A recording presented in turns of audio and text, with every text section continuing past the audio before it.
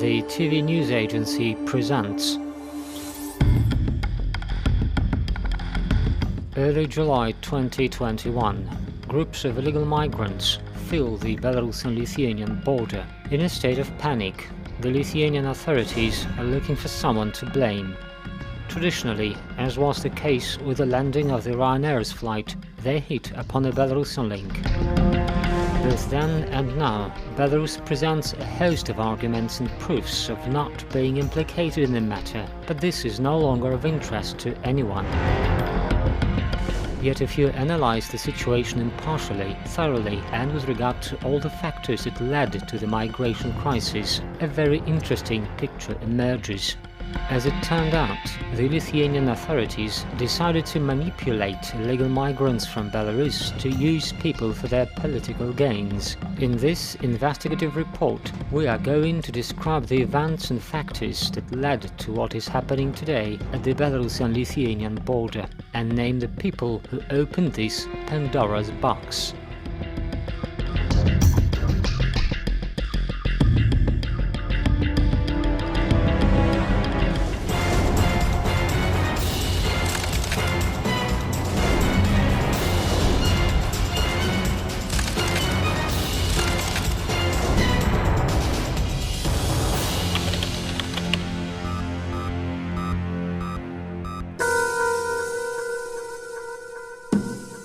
This is Andrei, once a promising boxer. In 2019 he assaulted a man outside the ring, was convicted of gross misconduct and sentenced to 4 years in prison.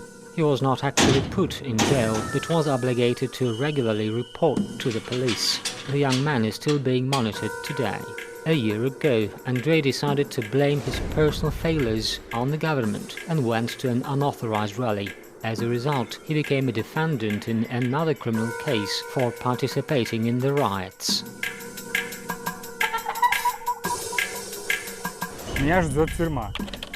I already realized that I was in for a prison term. I had been under house arrest, and now a criminal case. It was definitely the prison for me. I decided to find people to help me leave the country. I found Dapamoga, Natalia, on the internet and wrote to her. Several months ago, the young man illegally crossed the Belarusian-Lithuanian border. Everything was done under close supervision of coordinators from Vilnius. As it turned out, in Lithuania, it is easy to find a person to organize an escape for someone who has violated the law. And since Andrei had previously served with the riot police, he could share the information they were interested in with the special services of the neighboring state. One of the most experienced organizers of such operations, Oleg Metelitsa, nicknamed The Raft, was assigned to the man. Мы когда общались, на карте он мне скидывал фотографии, куда будем проходить. As we talked, he sent me photos of the places on the map we would go through, either a forest or a field or both.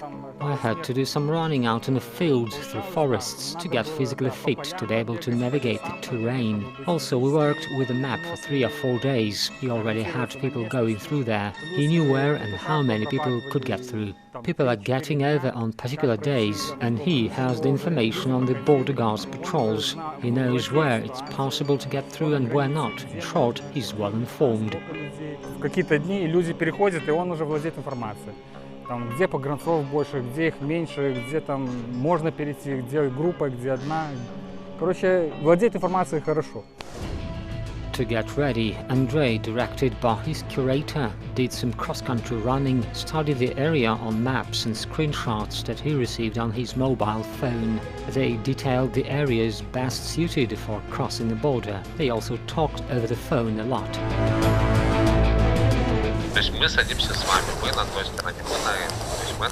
We'll sit down together, you're on that side and we're here. We take our maps, that is, we prepare, we study the terrain and all the information we can find. We give you all the advice we can, share the experience we have garnered, then we set the date when you get over. Andrei learned the date when the crossing of the border was to take place, literally the day before. He was given details about the area near the border and was told that another man, Vadim, would go over to Lithuania with him. This man had also broken the law and tried to hide abroad. The problem was that they couldn't emigrate officially due to their criminal past, therefore they were ready to cross the border illegally. There are entire organizations in Lithuania that set up such tours to Europe. One of the best-known representatives of this business is Natalia Kolegova, who helped Andrei escape. He called her as soon as he crossed the border. Да, она была очень рада. She was very happy. She told me to stay there. We sent her our coordinates and she told us to wait. Then Lithuanian border guards arrived and we talked to them. We were inspected. Natalia had already called them. Or maybe not Natalia, maybe the supervisor. They were in on it. Плюс они уже были в курсе. So, who is Natalia from Dopamoga? And why does she help people hiding from the law? Meet Natalia Kolegova. Much information about this lady was laid out in a 4-minute expose by the Lithuanian media. The Dopamoga organization, headed by Natalia Kolegova, collected money from the Lithuanians. Kolegova rented apartments for fugitive Belarusians at premium rates, although she publicly stated that she was helping them for free. To get money from international support funds, she could forge lease agreements, as well as Lithuanian medical certificates. Я там какие-то бумаги подписывал на финансовую помощь, там на питание. I did sign some requests to get financial assistance, food, clothes, but I did not get any money. And they also offered me a job illegally for 40 euros per day, while I already knew that this job was paid at 50 to 60 euros per day. So it turns out that Natalia from Dopamoga gets a hefty return on each person she finds employment for. According to the head of Dopamoga, about 25,000 euros were collected. This money was intended for accommodation, food, clothing, as well as visas for illegal migrants. As a rule, all these people broke the law. Some of them were convicted for grave crimes. Kolegova and her husband own the Natalex company. They rent apartments in Vilnius. And according to the woman, Belarusians were accommodated there free of charge. However, according to the data obtained by the LRT investigation department, Andrei, who left for Lithuania to escape justice, is not the only one who's been asked to pay for his accommodation. At the same time, in her correspondence with her volunteer, Natalia Kolegova mentions some senior friends who promised to pay, and the rent should be paid as soon as Belarusians receive money for moving to Lithuania from refugee support funds. Is this the ex-telephone? Yes, go ahead. And some more fact-tracking by the Lithuanian media. Certificates of alleged medical examinations were also provided to funds to prove that people were physically abused by the regime and needed financial support. Yet the authenticity of Natalex forms has been questioned. A well-known doctor in Lithuania, a vascular surgeon, insisted that he had never heard of Natalex and had no contacts with his company, which means that the certificate with his signature is a fake. Also, the Lithuanian media states that suspicions regarding the doings by Dopamoga owner have been voiced by other Belarusian solidarity foundations. By the way, Natalex has long attracted the attention of employees of the migration service. The service once reviewed an application from a woman who wanted to come to Lithuania and presumably work for Natalex. However, there were suspicions that the company was used as a cover for foreigners to obtain residence permits in Lithuania. In other words, the company was actually doing business. Please turn off the camera. There will be no interview. I will explain everything to you, but there will be no interview. No interview.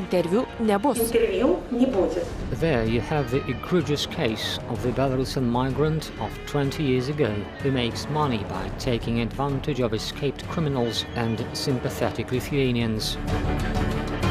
Today, a According to experts, business involving illegal migrants is no less profitable than illicit sale of drugs or firearms. Huge amounts of money are allocated to the funds to take care of refugees. It is not surprising that Kolegova decided to profit off the criminals who fled from Belarus.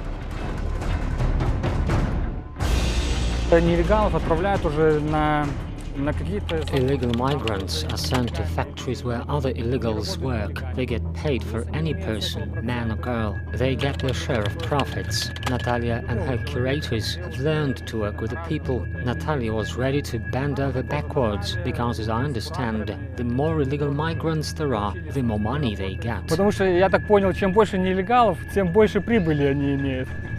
Posts in social networks, videos on YouTube, active mailing and Telegram. Kolegova and her associates are doing their best to promote Dopomoga. It's their way of making money after all. This is not simply advertising, this is full-blown PR campaigns. Here's, for example, Dopomoga's page on a social network. There are a lot of posts on the internet with comments under them about the so-called humanitarian corridor and how to cross it. We've started getting people over.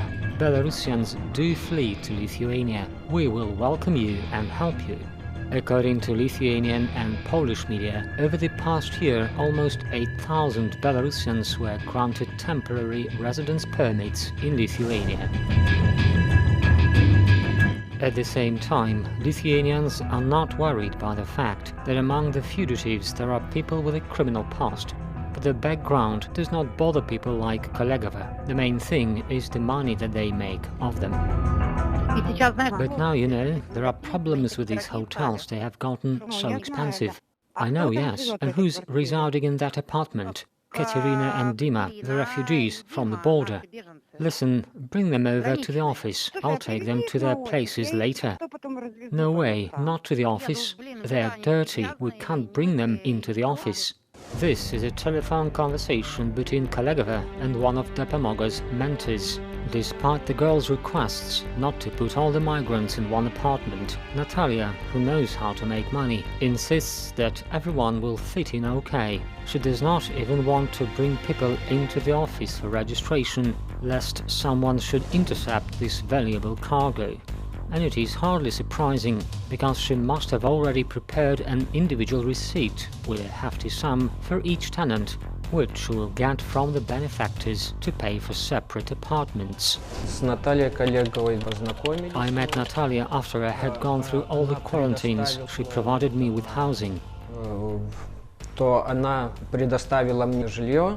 This is another migrant from Belarus. Yuri Nikolaev, like Andrei and dozens of others, committed a crime in his homeland and fled from justice. He counted on being supported, but faced a bunch of self-serving operators instead.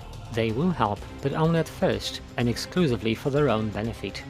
And then you have to pay. No, not with money. The money will be provided by funds with which people like Kolegova have long ago made a deal.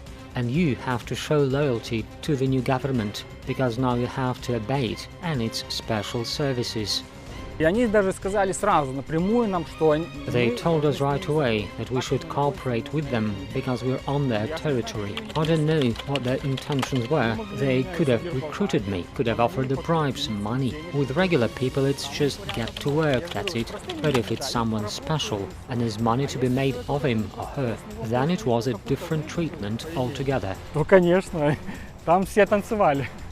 While preparing this investigative report, we managed to find a person whom the Lithuanian Special Services contacted. Out of concern for his safety, we will not be revealing the man's identity.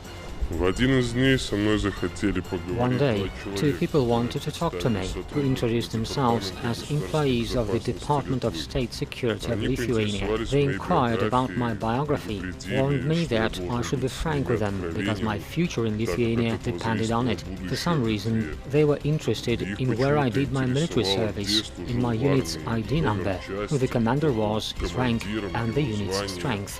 Whether I was in contact with the Belarusian security agency KGB, what I knew about KGB in general, their employees, their special training. At the end of the conversation, they wrote down my phone number and told me I would be contacted when in Vilnius.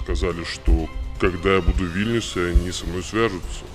We were also able to obtain an audio recording of that very conversation with the employees of the Department of State Security. We are from the Department of State Security, wanted to talk to you about the situation in Belarus. Well, where did you do your military service? And how many people served there? You came here, how do you know what you're getting into? You have to be frank. What was your military duty? Did you participate in any exercises? Who was your commander? His rank?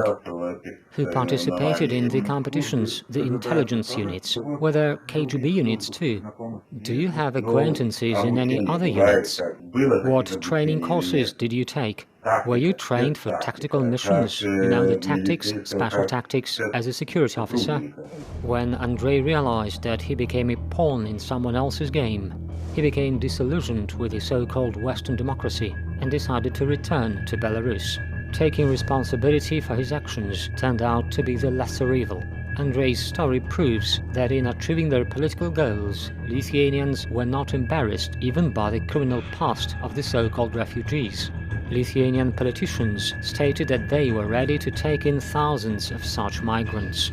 And when people other than Belarusians arrived at their borders, they closed them down, began starving the refugees and beating the living daylight out of them.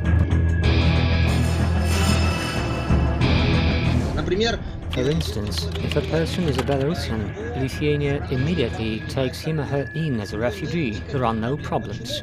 Why then do they immediately accept a Belarusian as a white refugee from Belarus, but do not accept an Arab? This is racism. According to Democrats in the West, it's a different story. But why? Most of the refugees who came to Lithuania are Iraqis. The rest are from Africa and Afghanistan.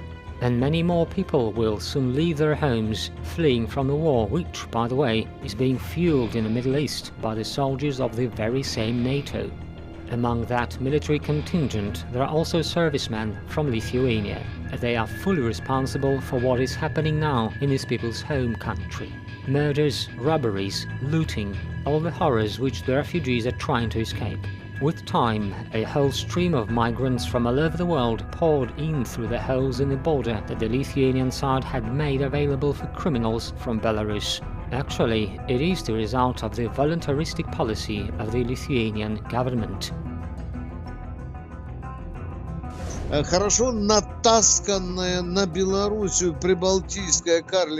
Baltic dwarf country which has been set on Belarus and which turns these events into a kind of political provocative tool of anti-Belarusian character. You know, today we can only talk about one banal thing. Europe uses its dirty double standards in relation to Belarus. It is very strange to hear that today Lithuania accuses Belarus of negligence in protecting the common border. At the same time, statistics show that the performance of the Belarusian border guards is often better. In particular, last year, Belarusian border guards detained about 600 violators on the border with Lithuania. Over the same period, their Lithuanian colleagues reported this same figure. In 2019, Belarusians detained about 1,000 people, while Lithuania about 500. In 2018, Belarusians reported more than 1,300 detentions, while the neighboring country 700. In total, over the past 11 years, the State Border Committee of Belarus has detained almost 20,000 people at this section of the border. And over the past 5 years, Belarusians detected 132 channels of illegal migration, 233 accomplices were detained. The policy of the collective West has long ceased to be constructive, and their rhetoric is exclusively accusatory in nature. Illegal migration is no exception. Instead of addressing the problem and searching for its causes, Lithuania aims every effort at purposefully using it for political goals. As it had been agreed, since 2010, the Belarusian side was doing the bulk of the work to protect the common border. And what about the Lithuanian government? What were they doing all this time, instead of strengthening their weak borders? Well, here is what. This is a photo where the top ranks of the country's law enforcement and military authorities, led by the head of the border control of the State Border Service, Saulius Nikrashevicius, joined the Dopamoga Foundation in opening a humanitarian corridor for Belarusian refugees. High Commissioner for the Police, Renata Spożela, was also spotted there. This event made headlines across the Western media. At the time, no one realized what this PR stunt at the border would eventually lead to. And in August last year, Lithuanian Prime Minister Saulius Skvernelis insisted that the country would accept everyone who seeks refuge from political pressure, as well as those who need humanitarian assistance. On the one hand, Lithuania publicly declares its readiness to accept thousands of refugees every day, and on the other, it sets up fences and uses threats of force to expel migrants back to Belarus, thereby renouncing its declared democratic values. And following the influx of migrants, the head of the Lithuanian Red Cross, Eglė Samuchovaitė, referred to the decision of the Lithuanian government to turn back asylum seekers as incompatible with the Convention on the Rights of Refugees, the EU Charter on Human Rights, and other provisions of international law.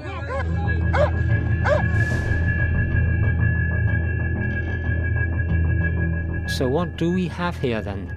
While some defend the border, others make holes in it, turn it into a PR opportunity, and then act surprised when illegal migrants from all over the world flock to these holes, and now use them to cross the border in droves.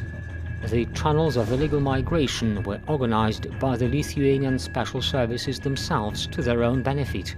Other enterprising accomplices take advantage of this, making good money. All of this makes it abundantly clear that Lithuania's accusations are not objective.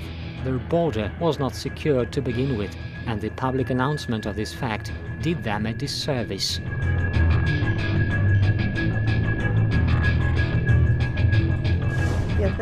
I see. So you're in the village itself. Wait. So have you already walked right past the village? No, we are already approaching the village, and then we're walking across the field. The village is to the left. There are houses there. There's a long street adjacent to the central one. And now we're approaching the sign. Well, okay, stay there so that they can find you as soon as possible, the border guards. I called them. Tell me where you will be waiting. Okay, I'll call you again. Okay. Kolegova organized such trips across the border for everyone willing. Often, as in this case, she personally guided the group by phone and handed it over to the border guards. Needless to say, these holes in the border became not only an advertisement for migrants from Iraq and Africa, but also a trigger.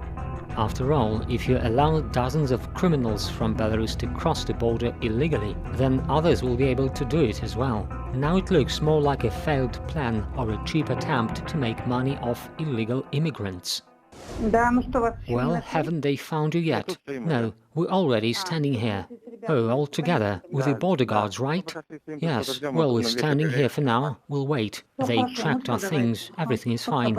All good then. See you. I'll phone you later. Okay.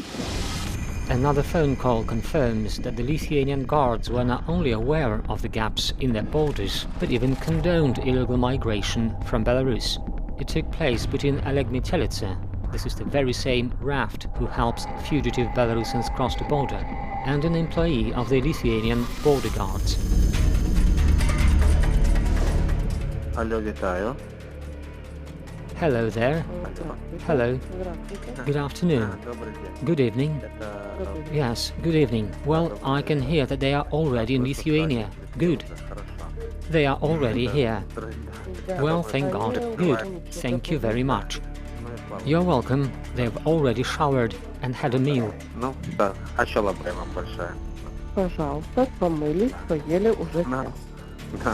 Why an employee of the Lithuanian border guards is so hospitable towards migrants from Belarus, in contrast to the Iraqis, and also exchanges pleasantries with their curator, remains to be surmised. But the ultimate motivation is always in money. That is also why the footprints left by Belarusian migrants in the no-man's zone disappear so quickly.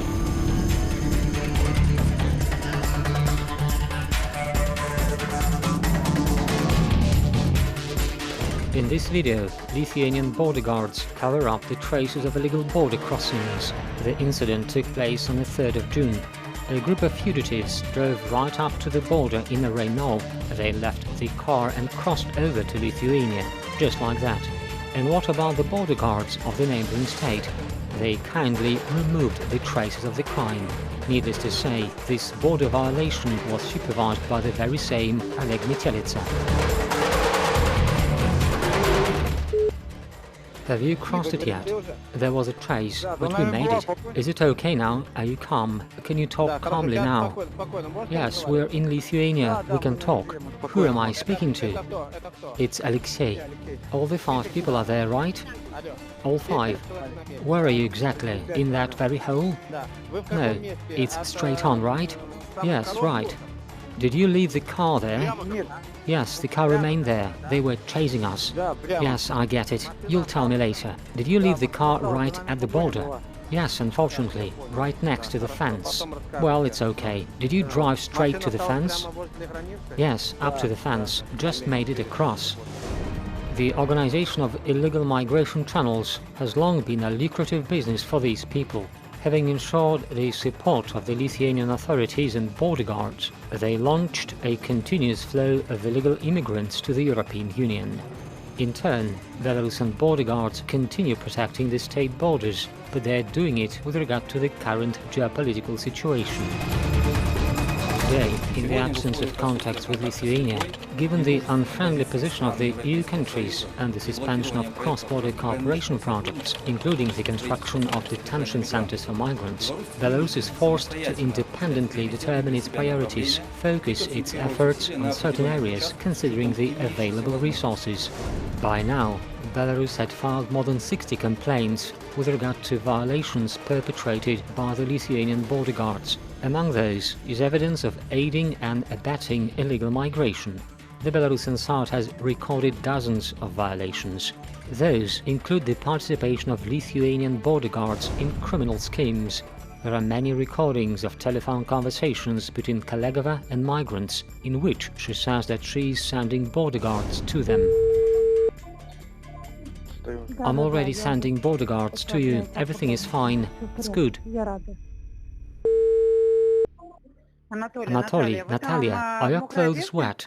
Tell me, and I'll tell the border guards. But it is not in the West's interest to take note of the instances when the Lithuanians assist Belarusian criminals in illegally migrating to Europe. It is also not in Lithuania's interests to mention the death of an Iraqi who was beaten to death by border guards and was left to die at the Belarusian border. The cases when people become victims of violence are getting more and more common. Dozens of instances have been recorded when migrants in Lithuania are subjected to beatings and even engaged with firearms.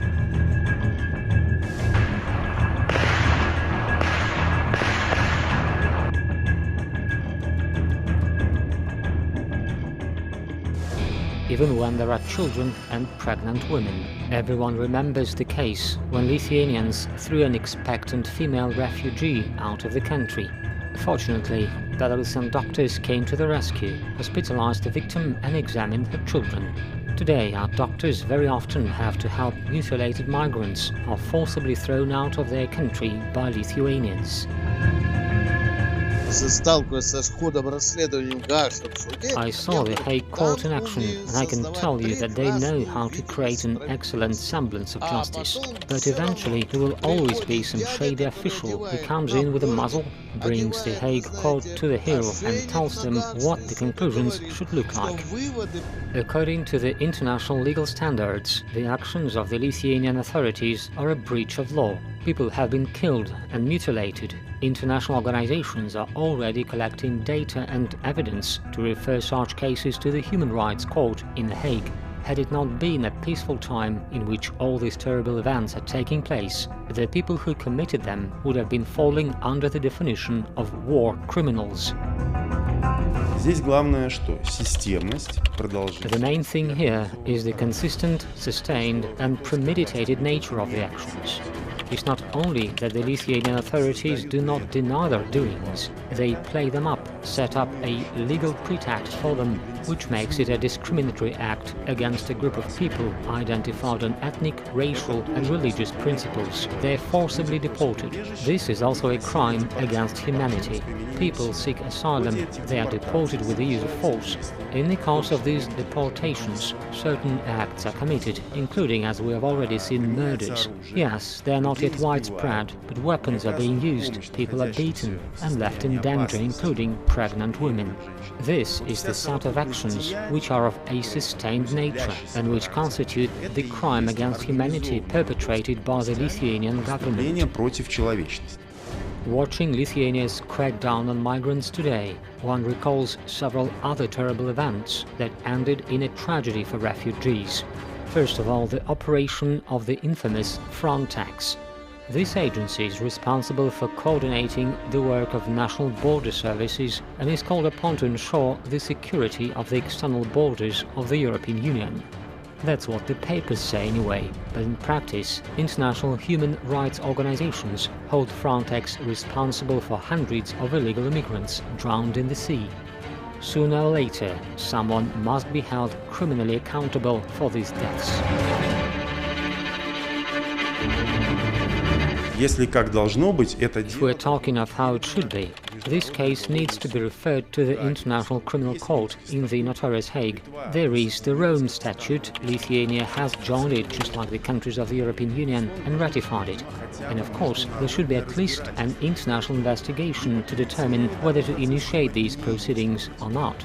And all the attempts to shift the responsibility onto Belarus are groundless, because these actions are performed by the Lithuanian authorities. They say, let these migrants stay on the Belarusian territory, but they do go to the territory of Lithuania. The West does not need refugees from Iraq, Syria, Afghanistan and other countries with ongoing conflicts. But when it comes to Belarusian migrants, their stand is not as tough. It turns out that, in this case, even criminals can enter the European Union. It turns out that they are highly selective. Some get tea with cookies, others end up in a concentration camp. These are the associations that arise when you see a place where refugees have to stay. And the images with uniforms, batons and shepherd dogs automatically take us to what happened in Germany during the Nazi reign.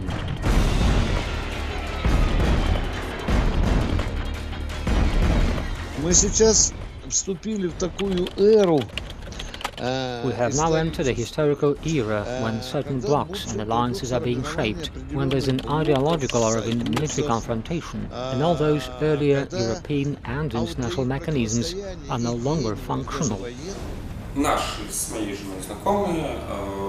One day, some people I and my wife knew asked us to do them a favor. The organizers need couriers to deliver people to the border, and they are able to find some. This is Yevgeny Buynitsky. It was his friend Kostya who got him involved in the matter. This person, together with his wife, at some point decided to move to Lithuania. The Buynitsky couple brought their acquaintances to the border zone, after which they crossed the border illegally.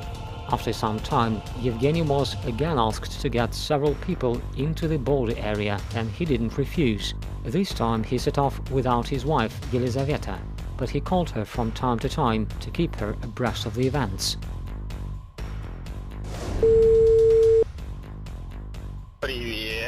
Hello. Happy to hear from you, like never before. Well, is it Vagarka yet? No, we haven't reached Vagarka yet. The next one after Vagarka. I'll stop for a smoke there. Well, the harsh beat is behind us now. We've reached the tarmac, so I'm calling you. It probably would have been a bad idea back there. Now, it's easier. Well, they're scared there. Scared as hell. You have no idea, it's beyond words. I tried to distract them as best I could. That is awful. Well, he really was scared to bits. He went all white in the face. Yeah, well, it happens. Well, I think one more time and we're done. I'm not sure. You know, this seems a little selfish. Well, of course, one shouldn't forget about safety rules like that limit there. Well, if you can help, then do it. If you can't, then don't. But I think it might be wrong to just say no, I'll never do it again, that's it. Not in this situation. Some high-flown words there, but one might doubt their sincerity. As it turned out, Buynitsky was paid for delivering people to the border. But really altruistic, is it? In a conversation with the investigator, the defendant himself admitted to having been paid. Now this person is being tried as part of a criminal case for deliberate illegal crossing of the state border by an organized group. Some high-flown words there, but one might doubt their sincerity. As it turned out, Buynitsky was paid for delivering people to the border. Not really altruistic, is it? In a conversation with the investigator, the defendant himself admitted to having been paid. Now this person is being tried in a criminal case for deliberate illegal crossing of the state border by an organized group. Мне заправили машину. Я перевозил в общей численности. I got paid and had my car refueled. I transported a total of 5 people who got out of my car near the village of Pervomaisk with the intention of leaving the Republic of Belarus by illegally crossing the state border. Their intention to cross the Lithuanian border may not have been openly stated, but it was clear. I was aware of it. According to the data available to the investigators, the accomplices acted as one group and for at least 8 months illegally transported Belarusians to the Republic of Lithuania. Most of those illegal immigrants today are suspects in a number of criminal cases in Belarus and have fled the country to escape the law. Among them are those convicted of grave crimes. It has been established that one of the organizers and leaders of the criminal group is Natalia Kolegova, a citizen of the Republic of Belarus permanently residing in Lithuania, the head of the Dopamoga organization. Persons carrying out criminal activities on the territory of Belarus, including direct delivery of people to the state border, have been identified and detained. The involvement of officials from the State Border Guard Service of the Republic of Lithuania in the organization of the channel for illegal crossing of the state border is being investigated. Another confirmation that the organizers of illegal migration channels are operating under the patronage of the Lithuanian government lies in the fact that Kolegova's case was put on the back burner. As you may remember, the head of Dopamoga was caught on scams with fake checks and medical certificates. Despite the fact that the journalists collected a lot of evidence of her involvement in fraudulent schemes, the criminal case itself was hushed up. By the way, Ms. Kolegova with her accomplices, Mitselica and others, are not the only ones who organized channels of illegal migration. This is Alexander, who was also offered an opportunity to illegally immigrate to Lithuania. According to him, to do this, BIPOL activists even sent him a video with a map and some pointers where it's better to cross the border. But realizing the consequences, Alexander turned the offer down. Этими же тропами он покидал. He left the country using those very tracks, and then he shared this information with someone from BIPOL. He's in a refugee camp. The BIPOL people he knew produced a map detailing how to cross the border, and after that, other people also crossed the border safely.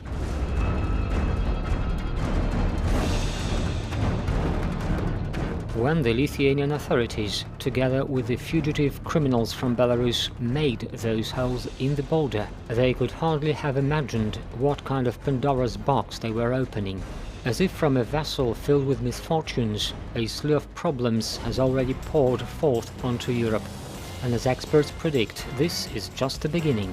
More than 4,000 refugees from Iraq, Afghanistan and Africa have already arrived in Lithuania. How many more are going to come? After all, people fleeing the war are not aware that Europe accepts migrants very selectively. But instead of addressing their problems, the Lithuanian, Latvian and Polish authorities prefer to blame them on others, refusing to admit that they themselves are responsible for everything. According to law enforcement officers, mentees from Dopamoga and other similar funds continue assisting illegal migrants from Belarus who have broken the law. With this, they point out the same possibility for illegal migrants from all over the world. That is why today it is impossible to say how much more trouble will the ordinary Europeans face due to this Pandora's box. We can only hope that the ending will not be as unfortunate as that in the ancient Greek myth.